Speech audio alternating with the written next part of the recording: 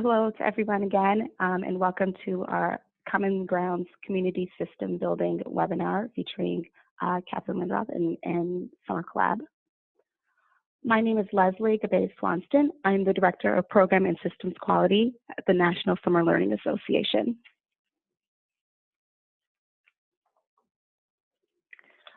So just a little overview of our webinar today. We're going to start out with some background information for those of you who are not familiar with the National Summer Learning Association and Common Grounds. And I'll introduce our speaker for today, Kat, and then we'll have some time for Q&A.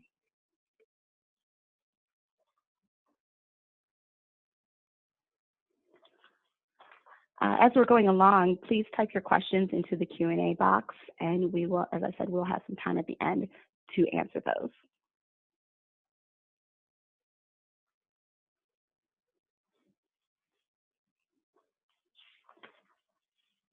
So a little background on NSLA. NSLA is the only national nonprofit exclusively focused on closing the achievement gap by increasing access to high-quality summer learning opportunities. To achieve this goal, NSLA recognizes and disseminates what works, offers expertise and support for programs and communities, and advocates for summer learning as a solution for equity and excellence in education. NSLA's work is driven by the belief that all children and youth deserve high-quality summer learning experiences that will help them succeed in college, career, and life. Core to our work is the recognition that high-quality summer learning works. High-quality summer learning programs have been shown to improve reading and math skills, school attachment, motivation, and relationships with adults and peers.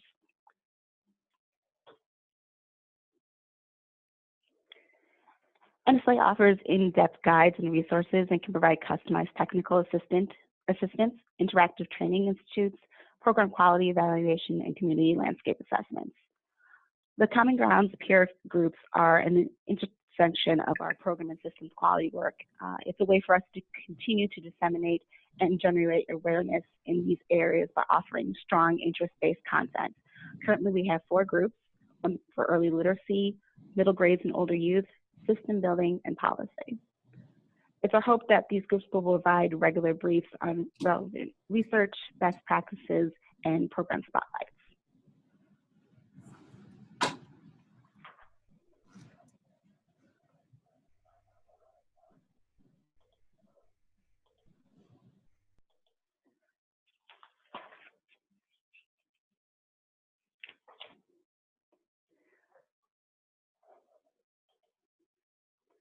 It's my pleasure to introduce Catherine Lindroth.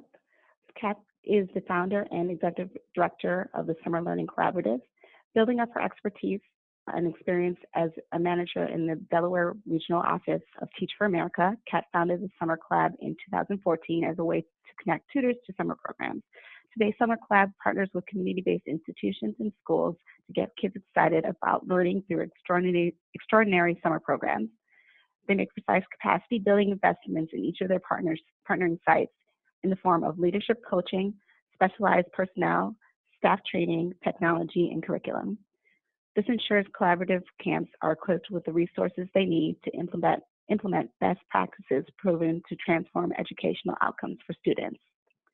SummerCollab has grown over the years from 5 locations in 2014 to in 2017, serving 2,000 kids at 12 member camps and helping to deliver hands-on expertly designed curriculum, ongoing assessments to track student needs and growth, targeted interventions that meet students' individual needs, and access to expert teachers, exceptional college students, and other qualified individuals dedicated to reversing summer learning loss.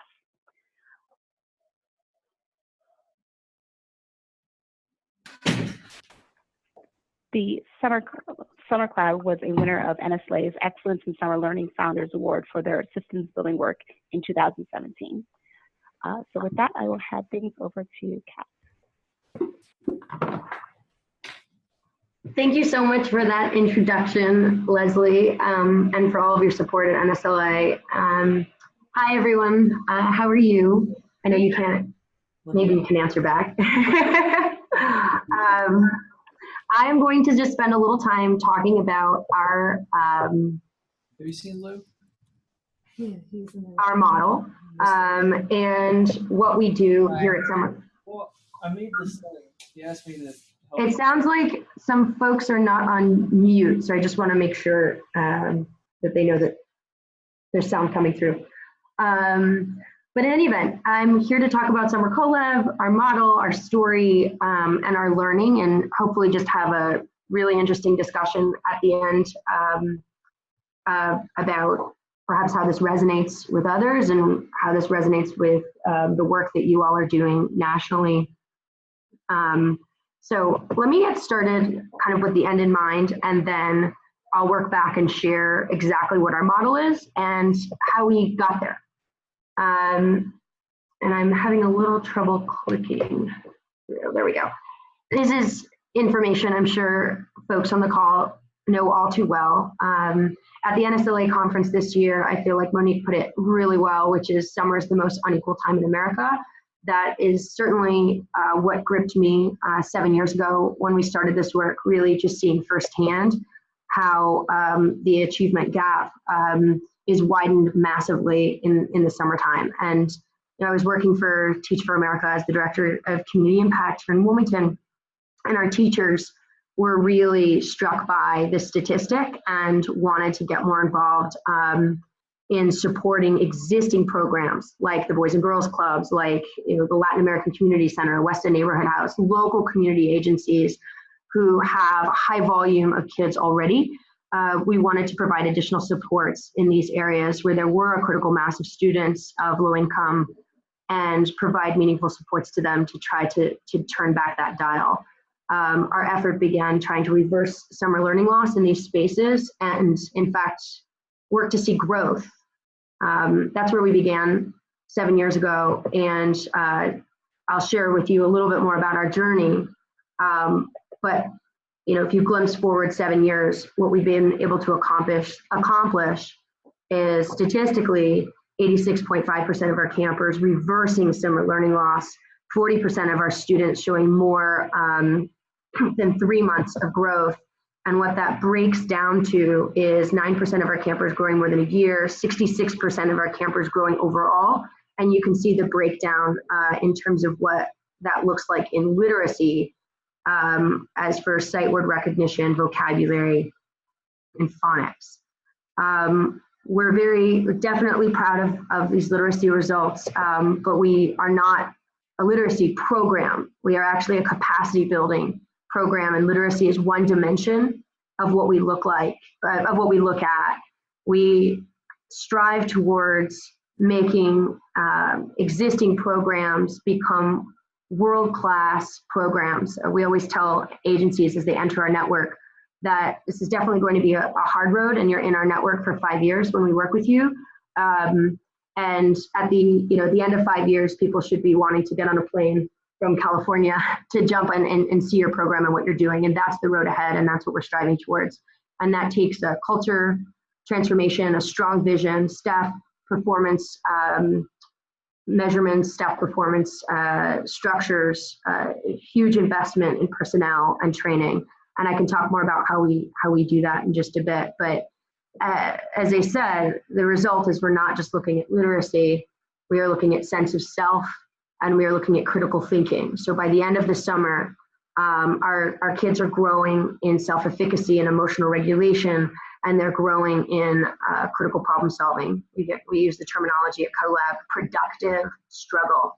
And we want our students to develop deep confidence in task initiation and problem solving, and creatively solving problems, believing they have a unique voice in their problem solving. Snapshot here is that we partner now with 17 different agencies and serve close to 3,000 students. You can see a number of them there.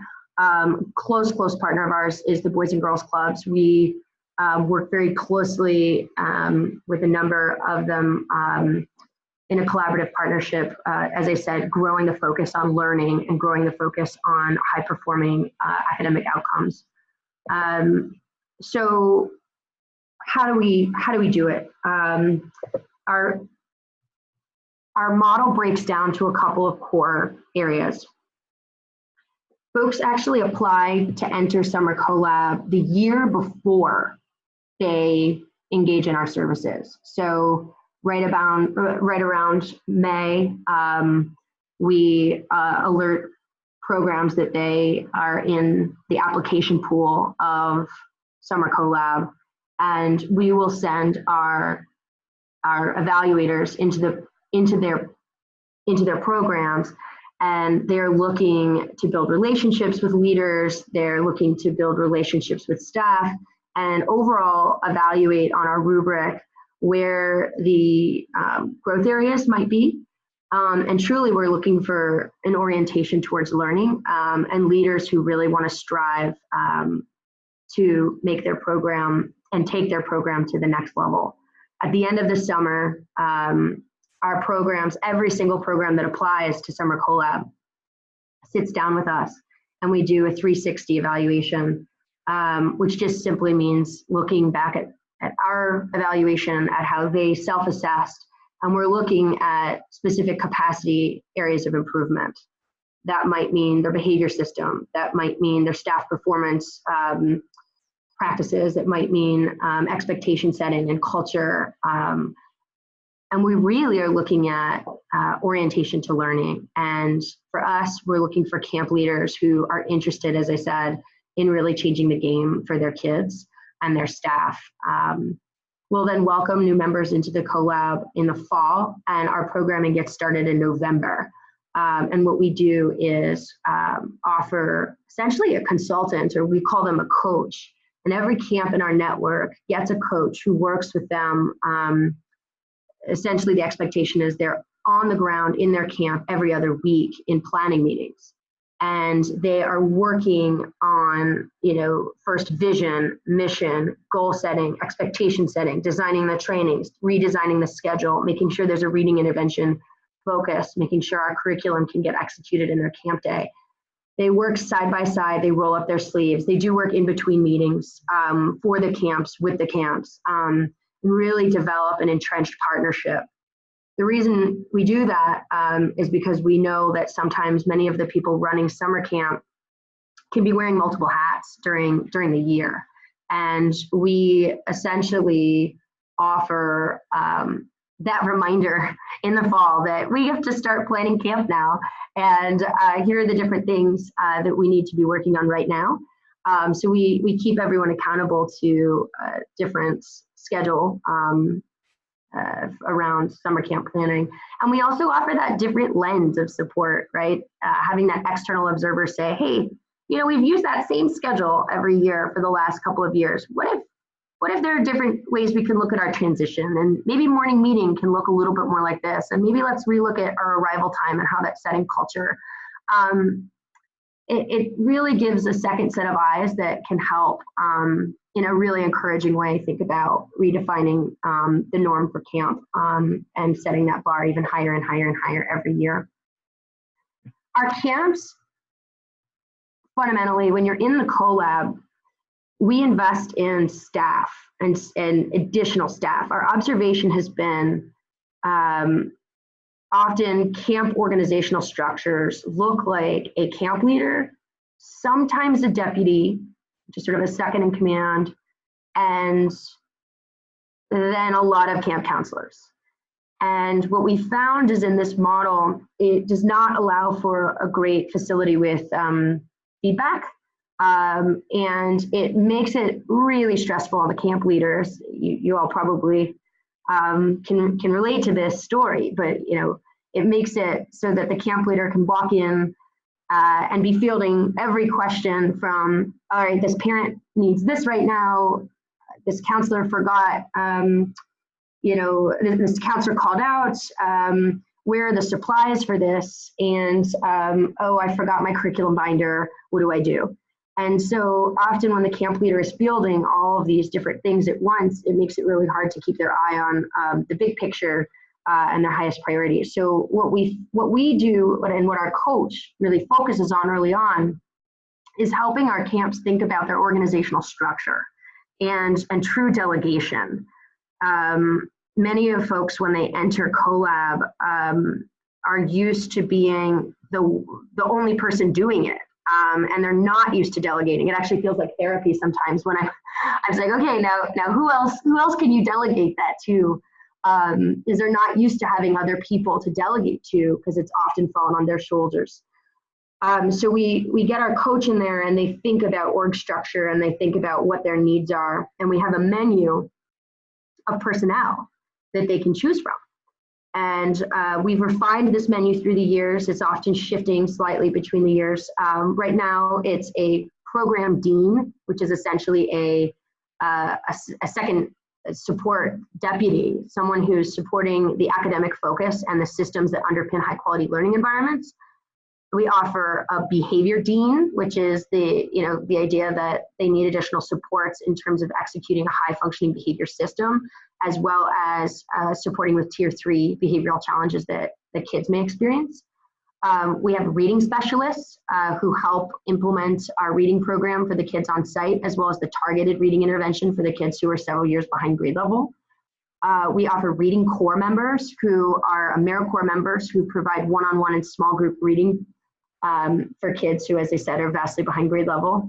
And operations specialists. These are high school students who are trained up to do supply preparation, analysis, and distribution. And they also support with data collection and recommendations for the following year. So we offer a menu that the camps really grapple with in December, and they submit this to us in January, which is essentially a request for personnel.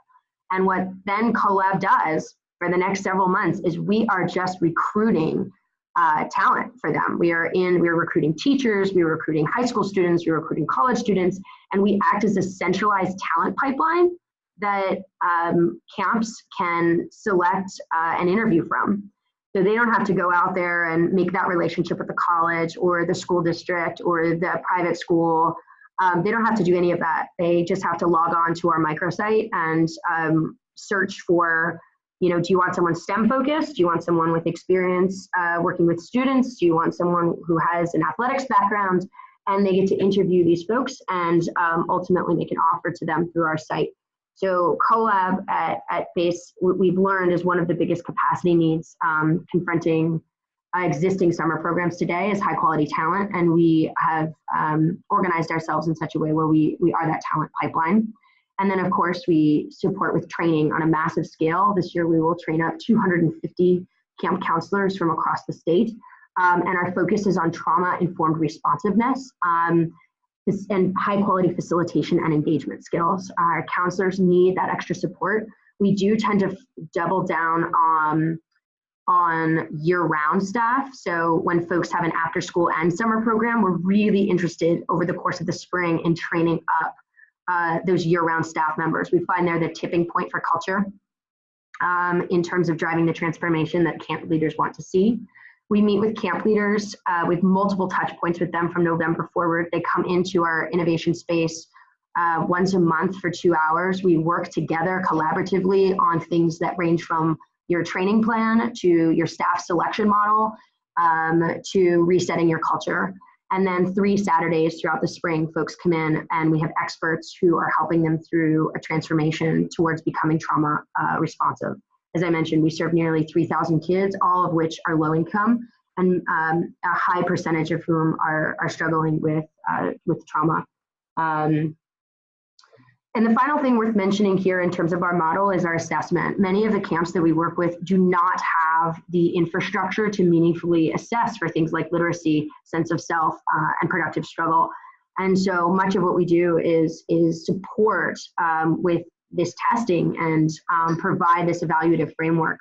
And what's very interesting is in our city and in our broader state, we have been able to provide a standardized way of looking at progress in summer space. So we're all using the same literacy test, pre and post diagnostic. We use Let's Go Learn, and we're all looking at sense of self, critical thinking, and capacity building in the same way. So those are the sort of overview on our model and how we operate. I just wanted to drill down on one super important thing, that relates to our story. Some folks will say, well, how did you become so deeply intertwined in these programs? And if you're coming in there in this way, are they open to all of us? And the answer is yes. And it is because of the way in which we were founded, which was as a coalition and as a collaborative of organizations who were all equally invested and involved in the same problem set. We were all interested in saying, how do we reverse summer learning loss? How do we amp up the quality of supports available to our kids? And systematically, we identified the core capacity challenges. And it started with planning, which is why you can see in what I outlined, there is a methodical approach to planning. And it was refined over the years in close collaboration with our partners, who I've mentioned earlier. And then throughout the years, really zeroing in on the most appropriate curriculum for summer space. And, you know, a lot of folks ask me, oh, do you do math? What we've realized is the most important focus that we can have in summer space is on productive struggle. If our campers can come back to school having really grown in their confidence in task initiation, initiating a challenge, and feel deep confidence that they can uniquely problem solve and uniquely and creatively solve a challenge collaboratively, that is what we're looking for. That's the difference that we're trying to make. And we have a curriculum team that works year-round on building this super hands-on and engaging project-based curriculum that just brings kids on a journey, but 4 days a week, 2 hours a day for 6 weeks, it is productive struggle and inquiry-based learning. I'm more than happy to share with folks our curriculum. We are an open book, we are open source, it does not cost money. Would love to share that with you. We are so proud of it. And frankly, it's because of the way in which we received feedback from our program partners year after year, asking them what they want, what would work for them, and hearing, okay, that still feels too much like school. And now, you know, I'm proud to share that we've built a curriculum that does not feel like school and that is authentically engaging and focused on productive struggle. The other piece I want to zero in on is our reading intervention program. I started with our results. Those results don't happen by just having like a reading block. It is a highly methodical, systematic approach to reading. We had, in working with our camps, they, from the beginning, have to retool their schedule to fit in reading intervention and a commitment to serving their bottom 40%. Our program specifically helps camps do a diagnostic test at the beginning of summer, identify their highest need kids, who's 4 years behind grade level, who's 5 years behind grade level. We identify those kids precisely and then group them throughout the day in one-on-one or small group targeted intervention groups. And we have a reading core that we've trained up. These are high school and college students that we have trained, and we provide scripted interventions for them to go in and do this near-peer work with kids. We are finding that it is that near-peer piece that is so captivating and transformational for the students. So it's not just about, okay, I'm going to go to my reading intervention block, but it's about a person who is actively committed to helping them read and changing their orientation towards reading. We do have a reading specialist on site at every single program that is helping to coordinate our reading core, and we do mini assessments every other week that help regroup our students in that way. And again, I'm more than happy to chat with people about this reading intervention program. It has evolved throughout the years. We did not used to do this. We started with just leveraging RIF, and then our teachers started innovating on it and started building it, scripting it, scaffolding, and then our high school students started to take it and run and they started to use LGL, our Let's Go Learn framework, to group and regroup kids. So that's the final point that I'll make before kicking it back to you, Leslie, which is how we got to this point. Is all about iteration and partnership and deep collaboration. We started by, just as you said, folks said they were struck by the reading level of their kids, and they needed help and needed support. And what we were able to do was offer them teachers. We met them right where they were and right where their needs were.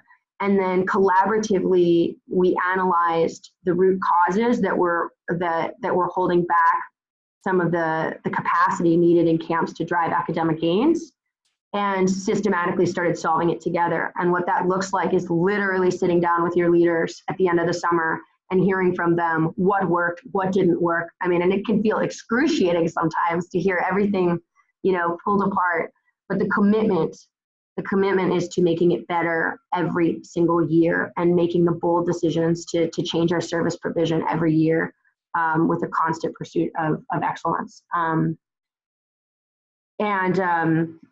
The final, what that's brought us to right now is something that's actually worth mentioning, is a shift towards the districts.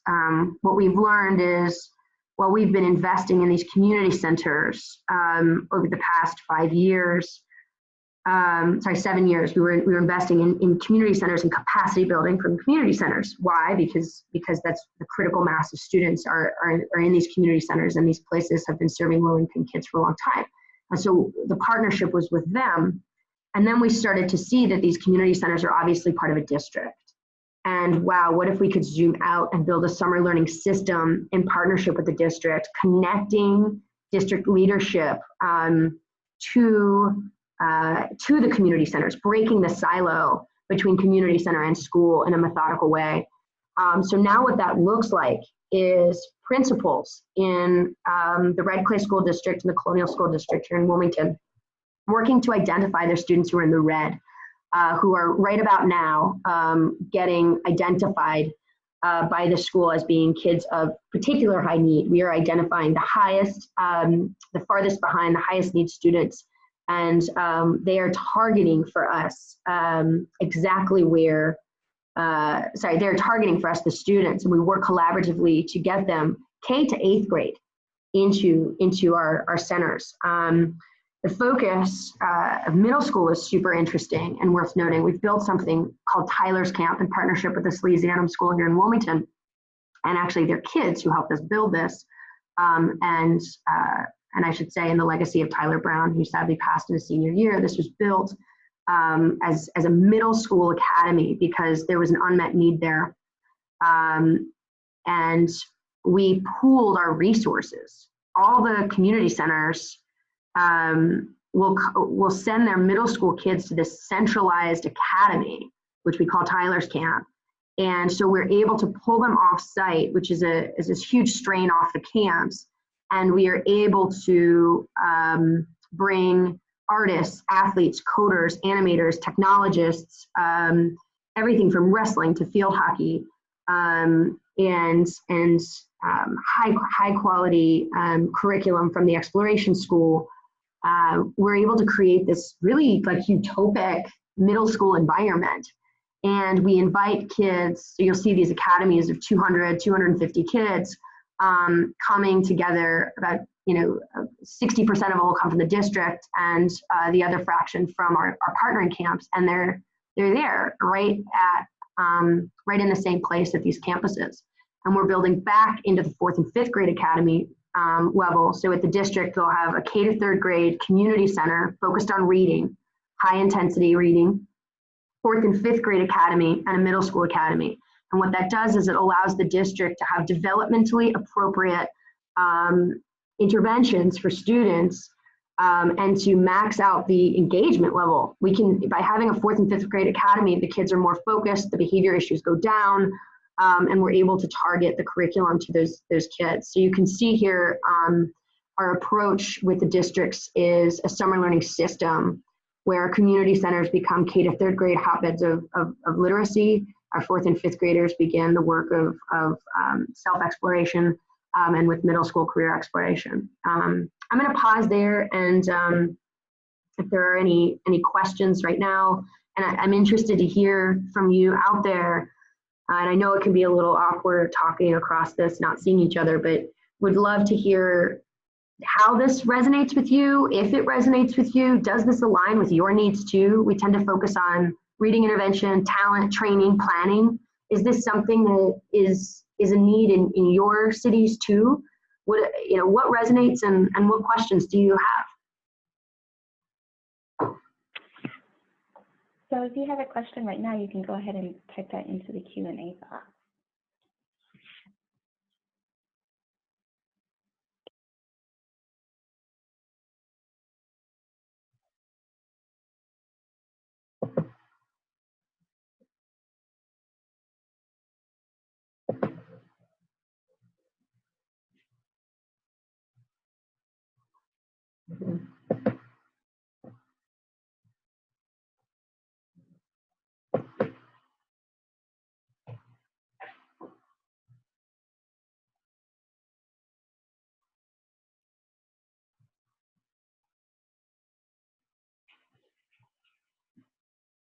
There may not be any questions. One thing that is perhaps worth sharing too, for those of you, I'm actually interested too, like if those of you out there, or do you run your own summer camp, or do you and do you also share these capacity needs, or are you a learning network like ours? I'm curious if you can shout that into the box about who you are and who you represent. But the way that we it was really interesting in our first year. We had placed those teachers in community centers. So we had about 28 teachers that we put across the different community centers. And they were coming into my office, kind of sharing the reflections of what they were seeing. And it was just such a powerful feat of collaboration. It was such an amazing time. Our teachers would be sharing this feedback. The camp leaders would be saying, this is something that, I want to really work on. And they were so willing to try new things. The teachers would come in on Monday and do a behavior training. And they would try that out. And then they would try to build new accountability structures. Our teachers were in there trying to build new literacy programs. I mean, the early stages of this thing really started with folks just identifying the root causes, identifying things they wanted to change, and then having the courage to work with the teachers who we put on site to just try something new. And then it was all those different little things, those test cases of being courageous enough to like iterate on reading is fundamental and to build new behavior strategies on site and to say, hey, maybe this thing needs to change, that led to the body of work. It was basically like a big analysis that we did. I had captured it all. I kind of say this all the time. I had sort of a Jerry Maguire moment where I like wrote down all the things that I had seen and I had sent it to a community organizer, a friend of mine, saying, oh my gosh, I'm seeing this across the board in my city. And it seems like everyone is struggling with the same 3 issues: training, planning, and talent acquisition, talent needs, staffing. And look, I know this is not our role here at TFA, but here's something we could do about it. We could totally step out of our lane and offer these new supports and just let's try something new. And much to my surprise, this community organizer sent this to all the major leaders. I was like 24 at the time. And she sent it to all the major leaders across the city who had been running these agencies for like 40 years. And it was me at the table with them, kind of just humbly sharing my findings. And it was such an amazing moment when the head of these agencies said, okay, let's try it. Let's do it. And they trusted me and my organization to do the work of recruiting the staff for them for the first time and finding the additional funding to add these inputs. And they trusted us with our curriculum for the first time. So anyway, it's just worth noting, like, this model, it has evolved over 7 years, but it was rooted in just trying things for the first time. And having the courage to just experiment, and then people staying at the table long enough to learn. So I'll pause there. Leslie, were there any questions worth answering? There were.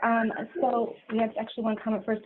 We are a nonprofit running 6 camps at elementary schools. 2 years ago, we started providing teachers and curriculum for a local community center.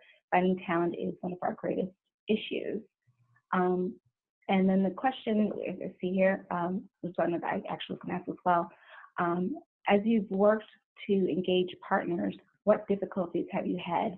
And my question actually to add on to that, kind of the inverse, what have been some of the keys to building those partnerships?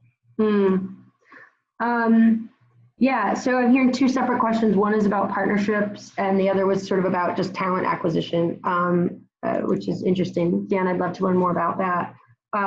So on the partnership side, what challenges have we experienced, and what have we done to strengthen these partnerships? Listening, so ego can be everyone's, and is just being human, all of us.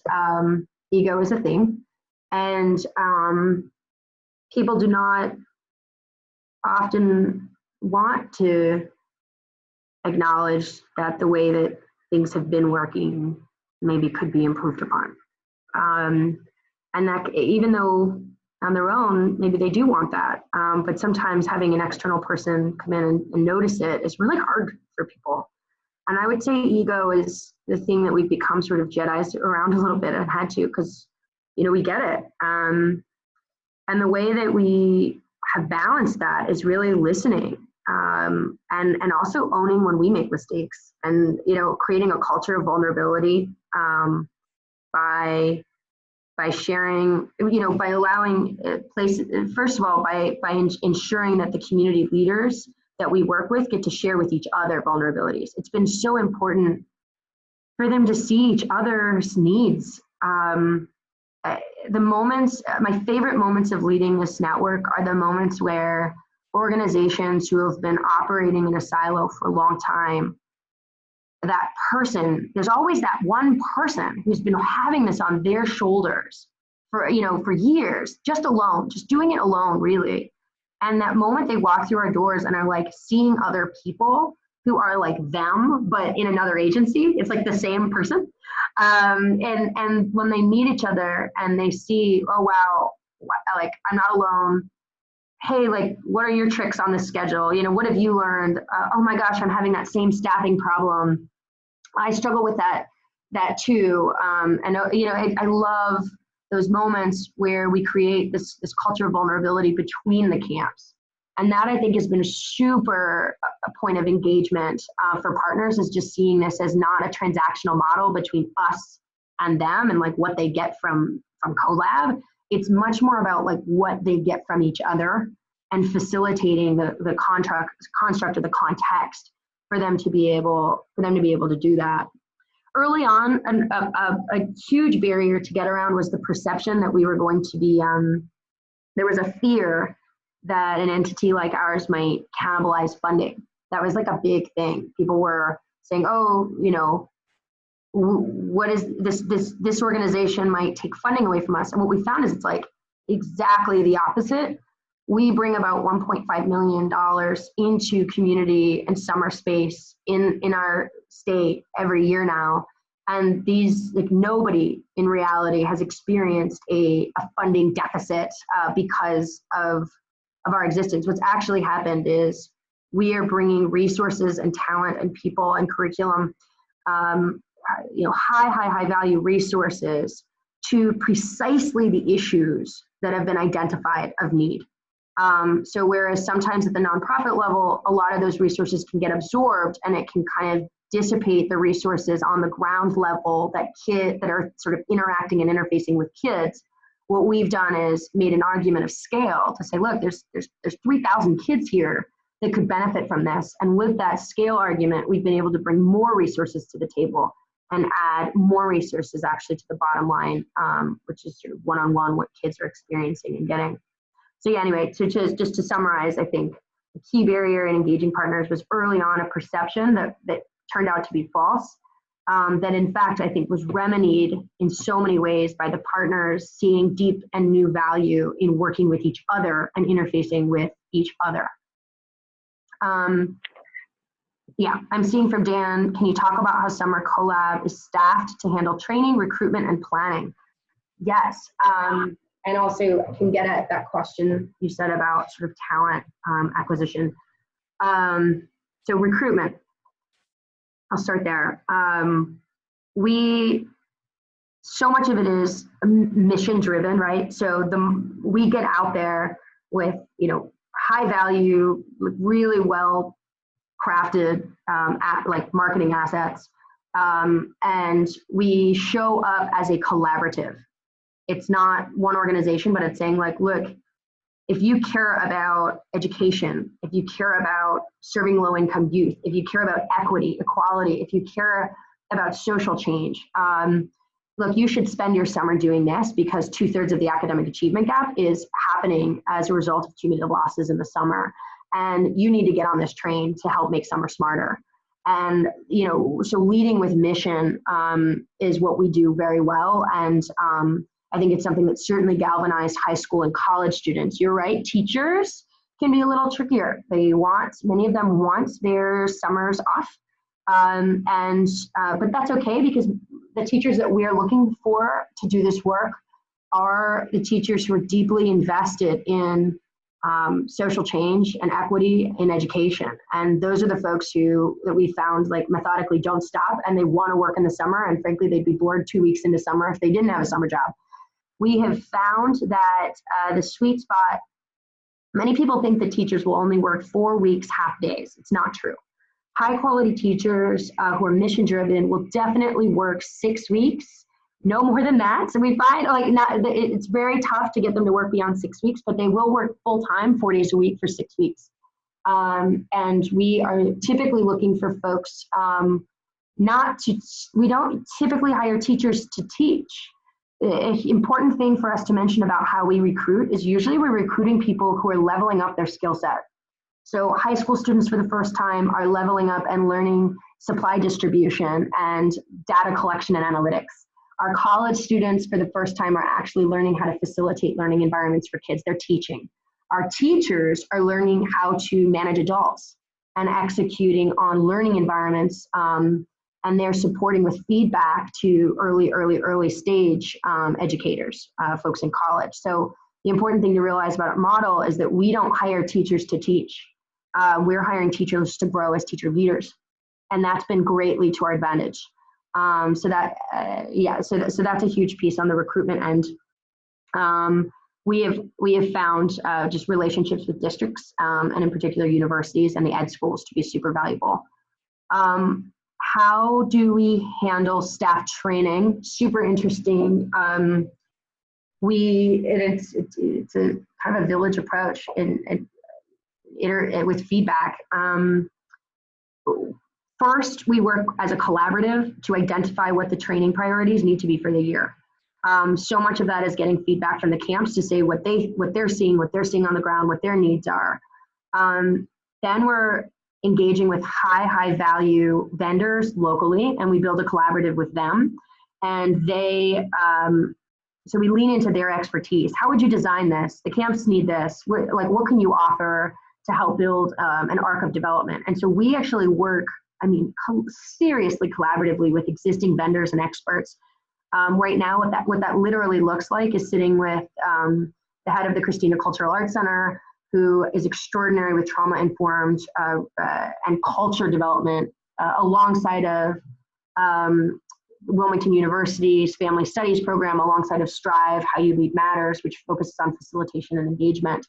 And the three of us literally get together and co-construct what this is going to look like, and how to dovetail the staff training alongside the leadership training, because that piece is so crucial too. Our camp leaders are in deep need and want of deep training and support themselves. So we create an arc of development in alignment with these other experts in the community. And then we have to make sure that the way we book the training aligns with what the camps want. So we survey them and we say, what dates work, what dates don't? Should it be in the weekend? Should it be during the day? How are we going to make this work with overtime? Do you need additional subsidies or supports there? But the expectation, they know that we're willing to support them to make this stuff work. And they know they can expect of us that we're going to listen to them and ask for their input and always feedback. But in the beginning of the year, they signed an MOU with us that said, look, if you offer us all this stuff, CoLab, we're going to do all of these things. And one of these things is they're going to make sure that their staff show up for these trainings. Because we're not going to pay for and support and find and craft all of these trainings and have no one show up. That would not be high impact. So much of this is a give and take that's outlined very clearly in the early stages. And it's a feedback process there too. You'll notice a pattern, we put something out and then we ask for everyone's feedback and then we iterate on it and we make sure that it works for different camps that might have different needs. There are some camps that simply cannot run 2 hours a day of our curriculum. They will run 1, and that is okay. And until our data shows us that their data is significantly worse than everyone else's, we're going to let them do that. So just a long way of answering your question is deeply in collaboration with camps and with an MOU that the agency leader, the camp leader, anybody who's leading this summer program has to sign this MOU in alignment with our team and our staff. So Kat, I know that you all have plans to expand and grow. Can you talk a little bit more about those plans and maybe how folks can bring a model like SummerCollab to their community? Yeah, and thanks for that question. Yeah, well, we're definitely right now expanding pretty rapidly in and across Delaware right now. We have, as I said, 17 camp programs, and we'll have 5 academies across the state. So we'll serve nearly 3,000 students this year. And what we're so encouraged by is, as we talk to folks both in Delaware and at conferences, what we're seeing is these same 3 things seem to resonate with everyone. I always ask, like, is training, talent acquisition, and planning. It seems to be the three things that doesn't matter if you have a camp in Oakland or in Delaware. It sounds like if you're an existing program and you're serving low-income kids and you're under-resourced, those are the 3 things you could need help with. And so what we're really interested in doing is starting to expand our support. We are looking to be in an additional region by not this summer, but the following summer. So for folks who are interested in learning more about us, we would love to actually have folks come in and see our program, see our camp leaders, see our collaborative operating structure this summer, and potentially enter a cohort that might consider having us expand to their city.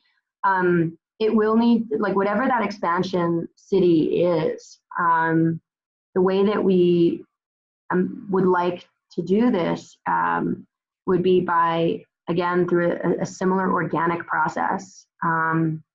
We believe that so much of the success that we've been able to have, like literally transforming some of these organizational structures in the summer from the inside out, like this happened because organically we built trust. Organically, we had dialogue. There was a logic pattern that was built very early on about what the needs were.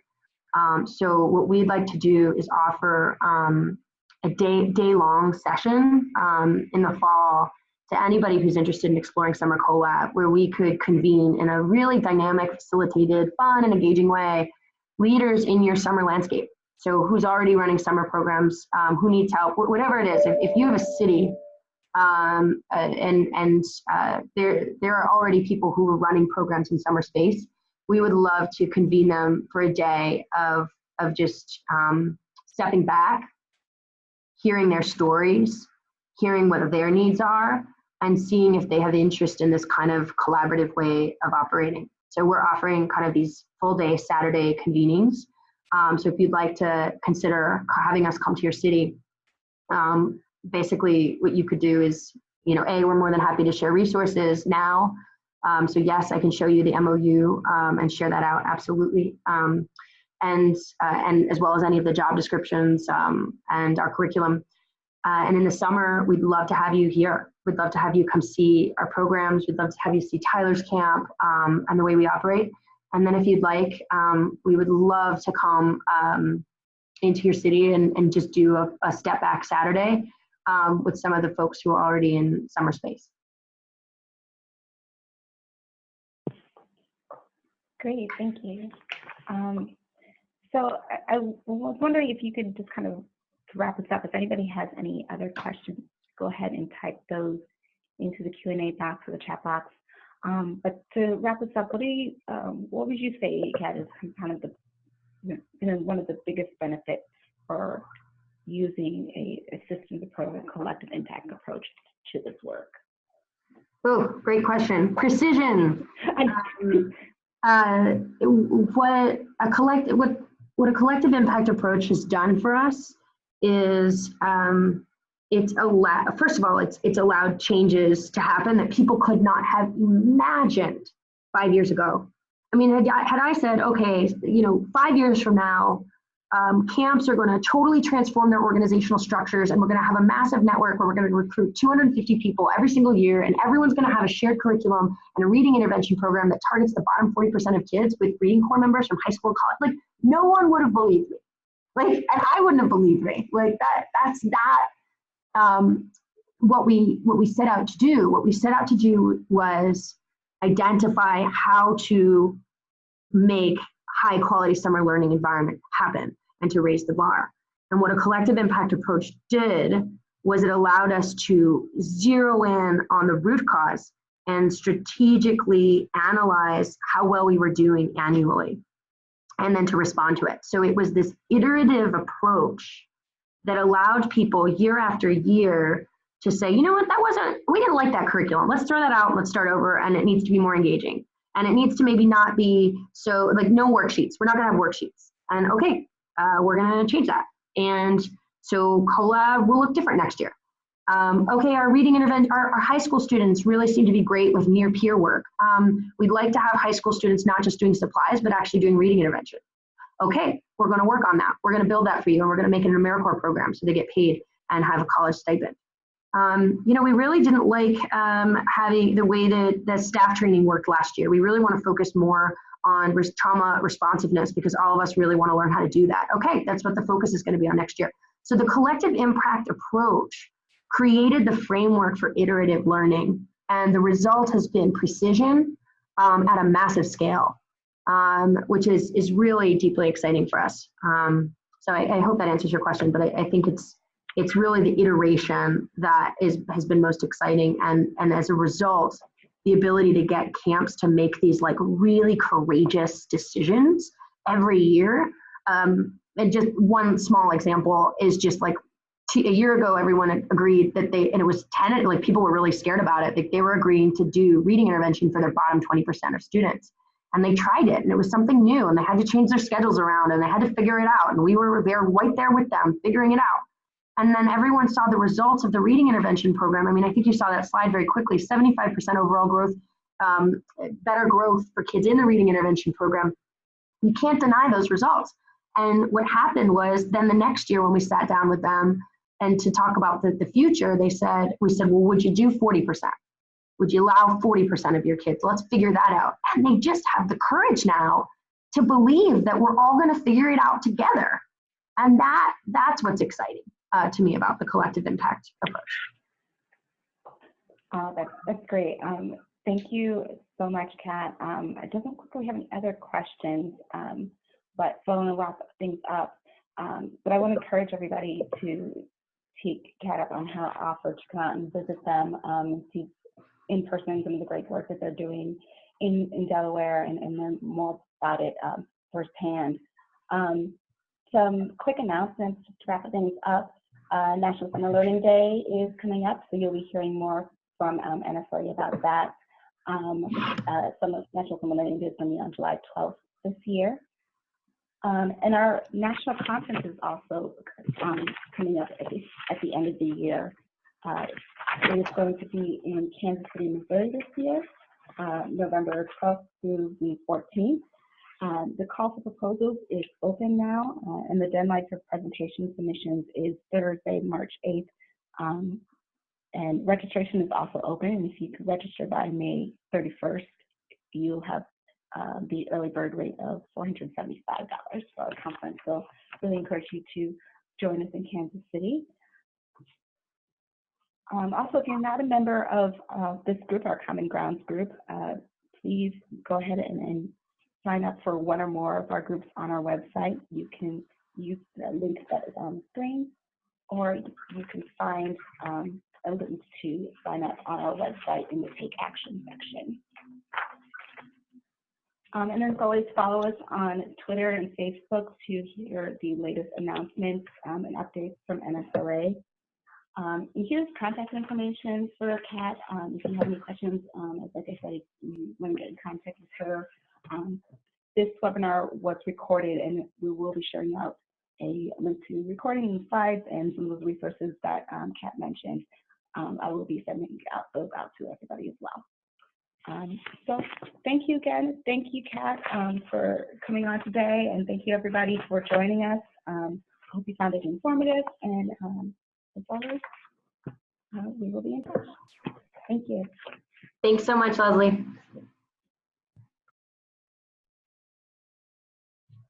Oh, I do.